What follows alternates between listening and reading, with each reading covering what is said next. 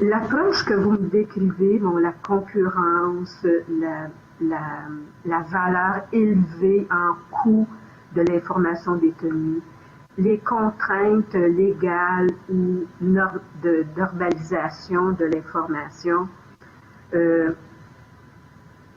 pour moi, là, c'est une perspective qui est un peu, qui devrait être transformée. C'est-à-dire qu'on est tous, tout être humain est en concurrence avec son voisin. Mais si on s'isole, si on ne partage pas les connaissances, si on souhaite constamment être parmi les privilégiés,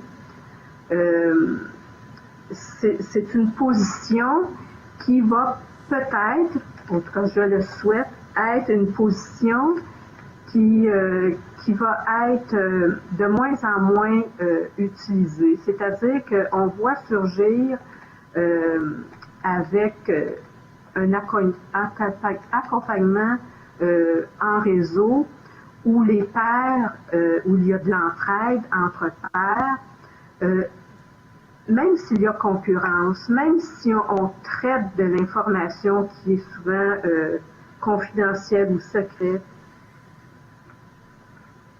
le traitement, la réutilisation des données a besoin de tout cet apport-là de nos pairs, d'autres experts, d'autres disciplines, pour pouvoir améliorer notre prestation comme professionnel. Alors, si je suis architecte, même si je dois travailler selon des normes et des lois associées au contexte, il est possible pour moi de partager avec d'autres. Donc, d'enlever une certaine charge, puis d'alléger l'effort qu'on doit faire sur notre travail. Puis c'est pas en opposition avec l'accompagnement, là. Je pense qu'il faut que les professions s'ouvrent et puis admettre que la socialisation, c'est la première étape pour faire le transfert. Si on est isolé, si on continue à perpétuer les privilèges, on va automatiquement réduire le potentiel de transfert.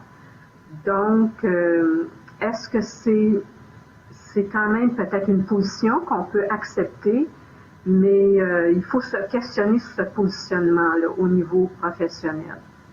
C'est tout ce que je peux vous dire là au niveau de l'accompagnement comme tel. C'est une question vraiment de position, d'attitude face aux autres, face au partage de